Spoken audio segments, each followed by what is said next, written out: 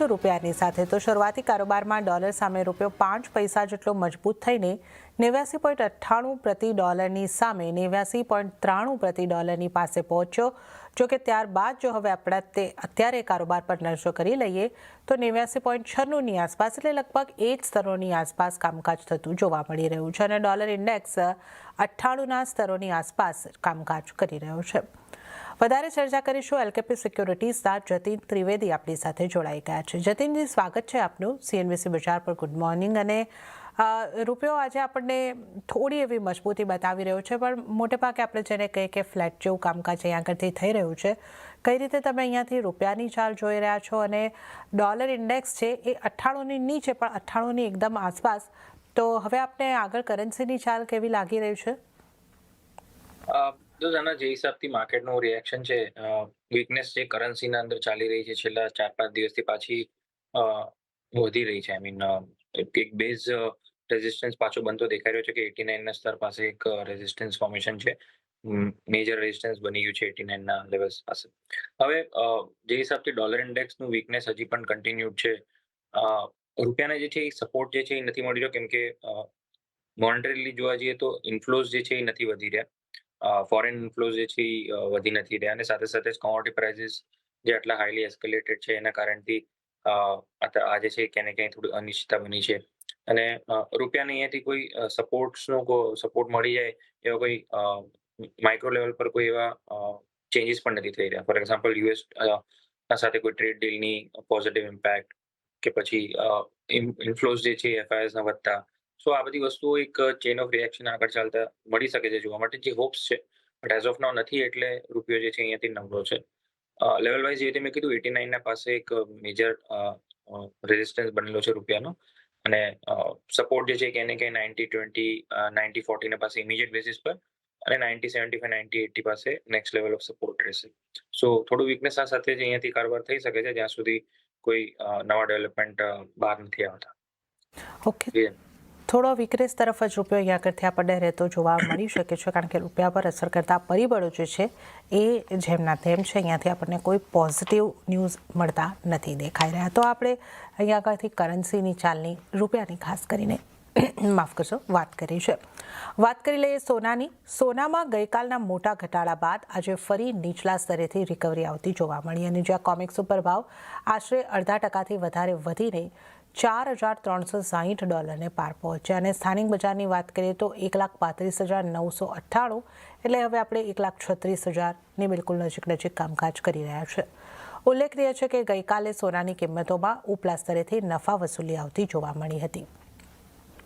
જતીનજી, સોનામાં જે ગઈકાલે આપણે નફા વસૂલી આવતી જોઈ, એને નફા વસૂલી તરીકે જ જોવું જોઈએ, કારણ કે આ વર્ષે ચાંદીના રિટર્નની પણ આપણે વાત કરીશું. ઘણા સારા રિટર્ન બાદ ઘણો મોટો ઘટાડો, પણ અત્યારે સોનાની વાત કરીએ તો સોનાના રિટર્ન પણ 2025માં સારા જ રહ્યા હતા. તો વર્ષના અંતે એક પ્રોફિટ બુકિંગ જેવી સ્થિતિ તરીકે આને જોવું જોઈએ કે આપ કોઈ રીઝન જોઈ રહ્યા હતા, એ જે આપણને ગઈકાલે એક જે દબાણ બનતું દેખાયું અને હવે ફરી આપણે એક જે રિકવરીનો પ્રયાસ જોઈ રહ્યા છે, એ કેટલો આગળ વધી શકે? રાઇટલી પોઇન્ટેડ ઝરના, કે પ્રોફિટ બુકિંગ જે છે એ જ અહીંયાથી થોડુંક ઉલ્લેખ બનતું દેખાઈ રહ્યું છે કે એસ્કેલેશન્સ જે હતા એ ક્યાંય ને ક્યાંય ઓવરબોટ સિચ્યુએશન્સ હતી. બહુ સ્ટ્રોંગલી ઓવરબોટ હતું ગોલ્ડ એન્ડ સિલ્વર, અને સિલ્વર એસ્પેશિયલી. સો ક્યાંય ને ક્યાંય પ્રોફિટ બુકિંગ ડ્યુ હતું. કયા લેવલ્સથી આવશે એ નહોતી ખબર, અને સાયકોલોજીકલ 1,40,000 પાસે ગોલ્ડ, 2.5 લાખ પાસે સિલ્વર, કોમેક્સમાં 4,500ના ઉપર ગોલ્ડ, 85 ઓલમોસ્ટ 80ના ઉપર સિલ્વર. સો મેજરલી બધી જગ્યા પર લેન્ડમાર્ક્સ ટચ કરીને ત્યાં આગળ મોટું પ્રોફિટ બુકિંગ આવ્યું છે. બટ આ કોઈ હવે એ કારણ નથી બની જતો કે તમે લોંગર ટર્મ હોરાઇઝનથી તમારું આખું પિક્ચર કે સિનારીઓ તમે ચેન્જ કરી નાખો. It is a one time adjustment I think, કેમ કે માર્જિન્સ પણ વધી ગયા છે. ઇન્ટરનેશનલ એક્સચેન્જીસમાં જે છે માર્જિન વધારવાની વાત આવી છે, તો એના કારણથી આ થોડુંક પ્રોફિટ બુકિંગ દેખાઈ રહ્યું છે. ઓવરઓલ ટ્રેન્ડ હજી પણ બુલિશ છે. ઇમિડિયેટ બેસિસ પર શોર્ટ ટર્મ પર થોડી વોલેટિલિટી, રેન્જ વોલેટિલિટી જોવા મળી શકે છે, ડિપેન્ડિંગ અપોન આ વીકમાં એફઓએમસીની ઇફેક્ટની મીટિંગને મિનિટ્સના અપડેટ આવવાના છે. સો વોલેટિલિટી થોડી વધશે. સિલ્વરનો રેન્જ તમને ક્યાંય ને ક્યાંય 2,35,000 પાસે જે હમણાં ચાલી રહ્યો છે, ક્યાંય ને ક્યાંય 2,40,000 2,45,000 સુધી એકવાર એસ્કેલેટ થાય હાયર સાઇડ પર, અને વળી પાછું આપણે પાછા 2.20 2.25 સુધી આવીએ. સો આ રેન્જ જે છે ક્યાંય ને ક્યાંય 2,20,000 થી લઈને 2,45,000-50 સુધીની રેન્જ જે છે અહીંયા થોડી બનતી દેખાઈ શકે છે. હું એમ એક્સપેક્ટ કરું છું કે માર્કેટની અંદર થોડુંક હેલ્ધી કરેક્શન આવી જાય તો એક સારી ઓપોર્ચ્યુનિટી પાછી બનશે હાયર સાઇડના માટે એસ્કેલેશન માટે. હાલાકી વોલેટિલિટી વધારે જ રહેશે અહીંયા, કેમ કે વન સાઇડ મુવમેન્ટ જે છે હવે જે પહેલા આપણને મળ્યું હતું એ રીતે કદાચ જોવા મળે. થોડુંક હાયર સાઇડની એસ્કેલેશન, પ્રોફિટ બુકિંગ આવી રીતે ચાલતું રહેશે. ડેટા વાઇઝ જોવા જશું તો ફેડરલ રિઝર્વની પોલિસીનું મિનિટ્સ, રૂપિયાની ચાલ અને યુએસ સાથે ટ્રેડ ડીલનું કેવું આઉટકમ આવે છે, આ બધી વસ્તુઓનો ઉલ્લેખ અહીંયાથી બનશે. જીઓપોલિટિકલ ટેન્શન હજી પણ છે, ત્યાં આગળ કોઈ સોલિડ રેઝોલ્યુશન તો નથી દેખાઈ રહ્યો કે રશિયા અને યુક્રેનનું સોલ્યુશન થઈ ગયું હોય. વાતો જરૂર ચાલી રહી છે પોઝિટિવ ઇમ્પેક્ટ પર, બટ સોલ્યુશન નથી થયું હજી સુધી. તો એના કારણથી પણ સપોર્ટ મળી રહ્યો છે. એનું જો સોલ્યુશન થઈ જાય છે તો ડેફિનેટલી અહીંયા હજી એક રાઉન્ડ ઓફ પ્રોફિટ બુકિંગ આવી શકે છે. સો એ પણ એક મહત્વની ઇમ્પોર્ટન્ટ અપડેટ રહેશે જોવા માટે. લેવલ્સ વાઇઝ ટ્રેડિંગ માટે હમણાં વ્યૂ પોઈન્ટ નથી ઝરના, કેમ કે હાઈલી વોલેટાઇલ છે. આઉટલુક વાઇઝ જોવા જઈએ તો જે રીતે મેં કીધું, લોંગર ટર્મ હોરાઇઝન માટે હજી પણ બુલિશ ઇન્ટેક્ટ ટ્રેન્ડ છે, બટ શોર્ટ ટર્મમાં થોડુંક વોલેટિલિટી વધતા દેખાઈ રહી છે અને રેન્જ જે છે ક્યાંય ગોલ્ડની 1,32,000 થી 1,33,000 પાસે આવે ત્યારે થોડુંક બાઇંગ સાઇડનું વિચાર કરવું જોઈએ. અને 1,37,500 પાસે હવે થોડુંક રેઝિસ્ટન્સ લેતા જોવા મળી શકે છે આગળ ચાલતા ગોલ્ડ જે છે. સો 1,37,500 નીચે છે ત્યાં સુધી થોડુંક પ્રોફિટ બુકિંગની સલાહ રહેશે. 1,32,000 પાસે આવે ત્યારે થોડુંક પાછું રિવ્યુ કરશું આપણે કે ત્યાં આગળ એડ કરવું કે ના કરવું. ઓકે, તો સોના માટેની આપણે જ્યારે અહીંયા આગળથી વાત કરી તો 1,37,500ની આસપાસ રેઝિસ્ટન્સ છે, અહીંયાથી થોડું ઘણું પ્રોફિટ બુકિંગ તમે કરી શકો છો અને 1,32,000ની નજીક મળે છે તો આપણે એક રિવ્યૂ કરશું કે ત્યાંથી બાઇંગ કરી શકાય કે નહીં. તો આ એક આપણે સોનાની વાત કરી અને ચાંદીની પણ અહીંયા આગળથી વાત કરી રહ્યા હતા, પણ ચાંદીની ચાલ ઉપર એક વખત આપણે નજર કરી લઈએ, કારણ કે હાઈ વોલેટિલિટી સાથે આપણે કામકાજ અહીંયા આગળથી જોઈ રહ્યા છે. મોટો ઘટાડો આપણને ચાંદીની અંદર આવતો જોવા મળ્યો હતો અને ત્યાંથી આપણે 3% જેટલી ચાંદીમાં ફરી પાછો એક રિકવરી ઉછાળો જોયો છે અને હવે આપણે ચાંદીને $74 આસપાસ જોઈ રહ્યા છે. એટલે કોમિક્સ ઉપર 3.5%ની મજબૂતી અને MCX સિલ્વરની જો આપણે વાત કરીએ તો 2,35,647 પર, એટલે 5% ફરી મજબૂતી આવી છે. તો મજબૂત ETF ઇન્ફ્લો અને યુએસમાં વ્યાજદરમાં કાપથી કિંમતોને સપોર્ટ મળી રહ્યો છે. હવે અહીંયા પણ આપણે વોલેટિલિટી જોઈને આપ સોનાની ચર્ચા કરી રહ્યા હતા ત્યારે આપણે જણાવ્યું કે 2,35,000 થી 2,45,000 આ ચાંદી આપણને કામકાજ કરતી દેખાઈ શકે છે. પણ ચાંદીમાં જે આપણને આ એક દિવસ કે ની અંદર જે 2 દિવસની અંદર વોલેટિલિટી જોવા મળી છે, એને કઈ રીતે જોવી જોઈએ? બહુ જ મોટો ઘટાડો આવ્યો અને હવે એક રિકવરીનો પ્રયાસ બી એ રીતનો જ થતો જોવા મળી રહ્યો છે. તો ચાંદીમાં આવી જ રીતની વોલેટિલિટી રહેશે, કઈ રીતે જોઈ રહ્યા છો? અને ચાંદીમાં પણ શું પ્રોફિટ બુકિંગ કરવાનો મોકો મળી શકે કે હજી બની રહેવું જોઈએ? ઝરના, જો જે હિસાબથી વોલેટિલિટી વધી છે, પ્રોફિટ બુકિંગ વધ્યું છે, એક રિએક્શન જે છે એ હતું માર્જિન્સ વધુ એક આપોઆપ એક ક્યાંય ને ક્યાંય ઓલું થઈ જાય છે વિન્ડફોલ, કે જ્યાં આગળ થોડુંક ઇશ્યુઝ ક્રિએટ થઈ શકે છે અને આગળ ચાલતા હજી પણ જો રેઝોલ્યુશન આવે તો ખબર નહીં. એટલે એના કારણથી પ્રોફિટ બુકિંગ મેજરલી જોવા મળ્યું છે ગોલ્ડ અને સિલ્વરના અંદર. સિલ્વરનું વોલેટિલિટી ઓલરેડી પહેલાથી હતી, ડેલી એવરેજ મુવમેન્ટ પણ એની વધી ગઈ છે. છેલ્લા હપ્તા 10 દિવસની વાત કરી લઈએ or in the month of ડિસેમ્બરની જ વાત કરી લઈએ તો એવરેજ મુવમેન્ટ જે છે ચાંદીની ક્યાંય ને ક્યાંય ઓલમોસ્ટ તમને 7,000 5,000 મિનિમમ રેન્જ જે છે એ ક્યાંય ને ક્યાંય જોવા મળી રહી હતી. કે ડિસેમ્બર મંથ આખો જ એવો રહ્યો છે કે જ્યાં આપણે ડેલી બેઝિસ પર 2 થી 3,000 મિનિમમ મુવમેન્ટ અને એક્સ્ટ્રીમ લેવલ પર 5 થી 6,000ની પણ મુવમેન્ટ આપણે જોઈ રહ્યા હતા. સો એના કારણથી આ રિટ્રેસમેન્ટ આવ્યું છે અને ગઈકાલનો જે ફોલ છે હવે ઘણો બધો એના પર પાછું રિકવરી પણ આવી ગઈ છે. 2,25,000 વાળી ચાંદી 2,35,36 પાસે હમણાં ચાલી રહી છે. સો ક્યાંય ને ક્યાંય હું એમ માનું છું કે જો ઉપરના લેવલ પર કોઈ અગર ફસાઈ ગયું છે છેલ્લા 2-3 દિવસમાં, જેને બાઇંગ કર્યું હોય તો કદાચ એની પોઝિશન અટકાયેલી હોય તો આ થોડુંક પોઝિશન એક્ઝિટ કરવા માટેનું થોડું કામ અને ઉલ્લેખમાં જોવું જોઈએ, ના કે અહીંયા હાયર લેવલ્સ પર હજી એડ કરીને રિસ્ક વધારવાની ટેન્ડન્સી રાખવી જોઈએ. ફોર મી થોડુંક સ્ટેબલાઇઝ થાય એના પછી એના અંદર એન્ટ્રી કરવું એ વધારે સારું રહેશે, ના કે આના અંદર એક ફોમો ડ્રિવન રેલીના અંદર ને હાઈ વોલેટિલિટીના અંદર એના અંદર પોઝિશન લેવું જ્યાં રિસ્ક એપેટાઇટ વધી જાય છે. સો જ્યાં સુધી રિસ્ક એપેટાઇટ વધેલું છે ત્યાં સુધી પોઝિશન્સ એગ્રેસિવલી અવોઇડ કરવી જોઈએ. ઇન્ટ્રાડે માટે ઠીક છે, કોઈ ટ્રેડ કરીને નીકળી જાય છે તો અલગ વાત થઈ ગઈ, બટ જે પોઝિશનલી વાઇઝ છે ત્યાં થોડુંક રિટ્રેસમેન્ટ માટે વેઇટ કરવું જોઈએ.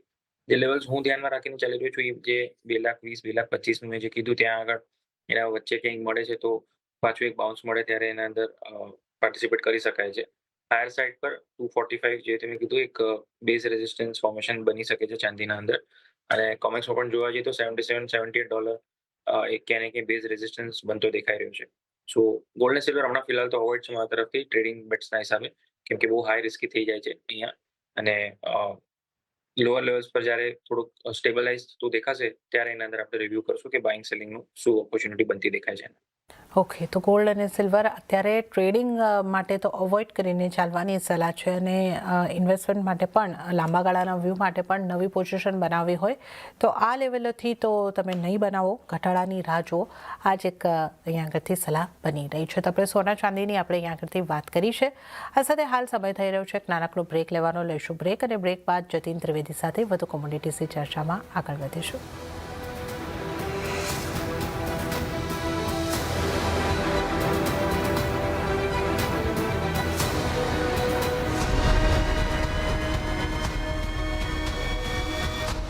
બ્રેક બાદ કોમોડિટી લાઈવમાં આપનું ફરી એક વખત સ્વાગત છે, અને આજે કોમોડિટીઝ અંગે ચર્ચા કરવા આપણી સાથે જતીન ત્રિવેદી જોડાયેલા છે. મેટલ્સના કારોબારની વાત કરીએ. શરૂઆતી કારોબારમાં સ્થાનિક બજારમાં બેઝ મેટલ્સ તરફથી મિશ્ર સંકેતો મળતા દેખાયા. કોપર અને નિકલમાં સારી મજબૂતી, પણ એલ્યુમિનિયમ અને ઝિંકમાં દબાણ જોવા મળી રહ્યું છે. વૈશ્વિક બજારમાં કોપરની કિંમતોમાં પણ ઉપલા સ્તરેથી વેચવાલી જોવા મળી. જો કે આ વર્ષે કોપરની કિંમતો આશરે 41% જેટલી વધતી દેખાઈ છે. જેથી આ વર્ષ માટે કોપરે પણ સારી રેલી બતાવી છે, અને આજના દિવસે આપણે એમસીએક્સમાં જોઈએ તો એમસીએક્સમાં કોપર 4% જેવી મજબૂતી સાથે કામકાજ કરી રહ્યું છે. પણ અહીંયા આગળથી મિશ્ર કારોબાર આપણને ખાસ કરીને જોવા મળી રહ્યો છે. કોપરની અંદર તો મજબૂતી છે, પણ એલ્યુમિનિયમ અને ઝિંક દબાણ બતાવી રહ્યા છે. તો કઈ રીતે આપ મેટલ્સને જોઈ રહ્યા છો? જો મેટલ્સ માટે તો માર્કેટ પોઝિટિવનું જ એક્શન છે, અને ગઈકાલે જે સ્ટ્રોંગ પ્રોફિટ બુકિંગ આવ્યું છે આપણા ઘરેલું બજારના અંદર, કેમ કે ઓવરથી પ્રાઇસ્ડ રિએક્શન હતું બેઝ મેટલ માર્કેટના અંદર. કોપરની આપણે ખાસ કરીને વાત કરી લઈએ તો સીએમઈ પર જોવા જઈએ કે શાંઘાઈ પર એલએમઈ પર જોવા જઈએ તો કોપરના પ્રાઇસીસ ઓલમોસ્ટ ફ્લેટ ટુ રેન્જમાં જ હતા ગઈકાલે, અને સ્ટ્રોંગ ગેપ અપ ઓપનિંગના કારણથી અહીંયા આગળ થોડુંક મિસ આઈ થિંક કેલ્ક્યુલેશન હતું, ને જેના કારણથી સ્ટ્રોંગ પ્રોફિટ બુકિંગ આવી. ને હમણાં જોવા જઈએ તો એક સારા અમથા ગેઇન્સ સાથે જ ટ્રેડ કરી રહ્યું છે કોપર એલએમઈ પર. સો એના કારણથી અહીંયા પાછું એક આજે ગેપ અપ ઓપનિંગ અને સસ્ટેન પણ થઈ રહ્યું છે હાયર લેવલ્સ પર. સો મોટા ભાગે જોવા જઈએ તો કોપર હવે એક નવા તેજીમાં જરૂર આવી ગયો છે. જ્યારથી એને 1100 લેવલ્સ ક્રોસ કરે છે ત્યારબાદ એને એક સ્ટ્રોંગ રેલી આપણને જોવા મળી છે, અને મને લાગે છે કે આ સસ્ટેનેબલ રહેશે. 1100 લેવલ્સ હવે બહુ વધારે ઇમ્પોર્ટન્ટ ઝોન બની ગયા છે કે જ્યાં 1100 નીચે જતું હોય પ્રાઇઝીસ ના દેખાય તમને. હાયર સાઇડ પર વોલેટિલિટી વધતી દેખાશે.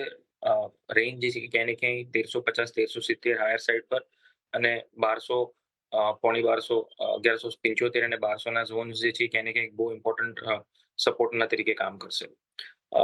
ટ્રેડ આના અંદર બેટ્સ લેવા માટે થોડુંક વેઇટ કરવું પડશે.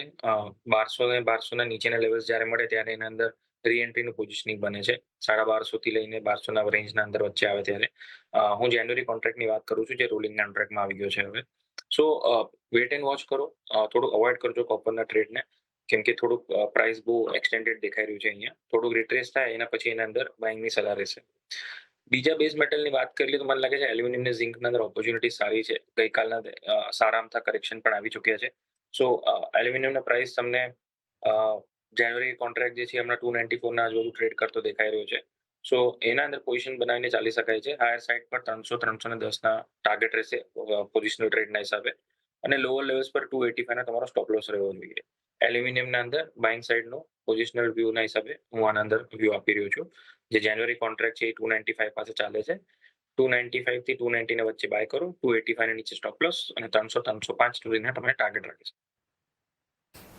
ઓકે, તો એલ્યુમિનિયમના જાન્યુઆરી કોન્ટ્રાક્ટમાં તમે બાય કરીને ચાલી શકો છો, જે તમે અહીં આગળથી 290 થી 295 વચ્ચે બાય કરીને ચાલી શકો છો. 310ના ટાર્ગેટ માટે અહીં આગળથી ખરીદી કરીને ચાલવાની સલાહ. પોઝિશનલ વ્યૂ અહીં આગળથી એલ્યુમિનિયમ માટે બની રહ્યો છે, અને કોપરને માટે અત્યારે અવોઇડ કરીને ચાલવાની સલાહ બની રહી છે. તો આપણે મેટલ્સની વાત કરી અને હવે જો આપણે ક્રૂડની પણ વાત કરી લઈએ તો ક્રૂડ ઓઇલમાં મામૂલી ખરીદારી સાથે બ્રેન્ટના ભાવ $61 પાર પહોંચ્યા છે. તો નાઇમેક્સ ક્રૂડમાં પણ $58 ઉપર કારોબાર જોવા મળી રહ્યો છે. ઉલ્લેખનીય છે કે રશિયા યુક્રેન વચ્ચે શાંતિ કરારને લઈને અનિશ્ચિતતાને કારણે કિંમતોને સપોર્ટ મળતો દેખાયો હતો, પણ હવે આપણે જોઈએ તો ફરીથી ફ્લેટ ટુ નેગેટિવ કામકાજ, આ જ સ્તરોની આસપાસ કામકાજ પણ લાલ નિશાનમાં અત્યારે આપણે કામકાજ જોઈ રહ્યા છે અને MCX ઉપર 5250 સ્તર જોઈ રહ્યા છે. જતીનજી, ક્રૂડમાં પણ ખાસી વોલેટિલિટી આપણે જોઈ રહ્યા છે, પણ ફરીને એ રેન્જની અંદર જ કામકાજ કરતું જોવા મળી રહ્યું છે. તો ક્રૂડને તમે કઈ રીતે જોઈ રહ્યા છો અને હવે ક્રૂડમાં આગળ કેવા મૂવ્સ આવી શકે? જો ક્રૂડનું માર્કેટ ડેલિકેટ જરૂર છે અને ક્યાંય ને ક્યાંય રશિયા યુક્રેનના અપડેટ્સ પર બહુ વધારે નિર્ભર કરી રહ્યું છે અને સાથે સાથે જ યુએસનું વેનેઝુએલા સાથે જે એમના ઇશ્યુઝ થઈ રહ્યા છે એના પર થોડુંક રિએક્શન વધતું દેખાઈ રહ્યું છે. વચ્ચે જ્યારે કાપ પર આવવાનું હતું વેનેઝુએલાના સામે, સો એના કારણે થોડુંક એક બાઉન્સ જોવા મળ્યું છે, પણ હજી પણ જોવા જાવ તો છેલ્લા 1-1.5 મહિનાથી જે હું કહી રહ્યો છું જેના રેન્જના અંદર જ ફસાયેલો છે. ના 5,000 નીચે જાય છે, ના 5,500 ઉપર જાય છે. આજે 8 to 9% જે રેન્જ છે એના અંદર જ છે.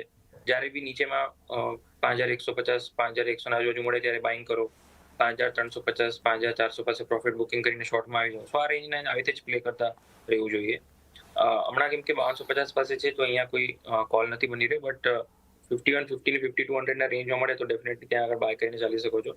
50 ના નીચે સ્ટોપ લોસ રાખીને 5,050 ના નીચે અને હાયર સાઇડ પર 5300 સુધીના ટાર્ગેટ રાખીને ચાલી શકાય છે. જે હિસાબથી ડેવલપમેન્ટ વધશે, રશિયા યુક્રેનનું જ્યારે બી સોલ્યુશન આવશે ત્યારે એક મોટો નીજક રિએક્શન આવી શકે છે ડાઉન સાઇડનો. તો ત્યાં સુધી આને બાઇંગ સાઇડના હિસાબે જોઈ શકાય છે. બટ જેવો રશિયા યુક્રેનનું જ્યારે બી અપડેટ આવે પોઝિટિવ સાઇડનો ત્યારે તરત એના અંદરથી એક્ઝિટ પણ લેવું પડશે. એ વસ્તુનું ધ્યાન રાખીને ચાલવાનું. ઓકે, તો રેન્જને અહીં આગળથી પ્લે કરીને ચાલવાનું રહેશે અને રશિયા યુક્રેનના જે કઈ રીતના અનિશ્ચિતતાઓ બની રહી છે એનું કઈ રીતનું આઉટકમ આવે છે એના ઉપર ખાસ નજર રાખવાની રહેશે. તો આપણે ક્રૂડની અહીં આગળથી વાત કરી છે, બાઇંગ સાઇડ રહી શકો છો પણ ધ્યાન રાખવાનું રહેશે. નેચરલ ગેસની જો આપણે વાત કરીએ તો શરૂઆતી કારોબારમાં સ્થાનિક બજારમાં નેચરલ ગેસની કિંમતોમાં થોડી તેજી સાથેનો કામકાજ આપણને જોવા મળ્યું અને 358ના સ્તરની આસપાસ કામકાજ 0.25%ની ખરીદારી સાથે. નેચરલ ગેસમાં જતીનજી આપની સલાહ કઈ રીતે રહેશે? કંઈ ને વોલેટિલિટીને સાથે ટ્રેડ આ પણ કરી રહ્યું છે, બટ મને લાગે છે થોડુંક અહીંયાથી બાઉન્સ બેક રહેવું જોઈએ. જો ગોલ્ડ ને સિલ્વરના અંદર પ્રોફિટ બુકિંગ આવી જશે તો નેચરલ ગેસના અંદર થોડુંક બાઇંગ આવી જાય છે. ગઈકાલે પણ આપણે એ જોયું હતું કે ગોલ્ડ ને સિલ્વર નેગેટિવ ટ્રેન્ડમાં હતા અને નેચરલ ગેસના અંદર બાઇંગ પોટેન્શિયલ દેખાયું હતું. So if an all gold ને સિલ્વરના અંદર વીકનેસનો ટ્રેડ આવે તો ડેફિનેટલી અહીંયા નેચરલ ગેસના અંદર થોડુંક બાઇંગ ટ્રેક્શન આવી શકે છે. લેવલ વાઇઝ હું જોઉં છું તો 355 ના પાસે બાઇંગ એન્ટ્રી બને છે. 350 ના નીચે સ્ટોપ લોસ રાખીને અને 365 સુધીના ટાર્ગેટ રાખવાનું. ઓકે, તો 365 સુધીના ટાર્ગેટ માટે નેચરલ ગેસમાં બાઇંગ કરીને ચાલી શકો છો. તો આ નેચરલ ગેસ પર સલાહ. અને જતીનજી, આપનો ખૂબ ખૂબ આભાર. આપ અમારી સાથે જોડાયા અને તમામ નોન એગ્રી કોમોડિટીઝ અંગે ચર્ચા કરી. આપનો આભાર. ત્યારે જ હવે આપણે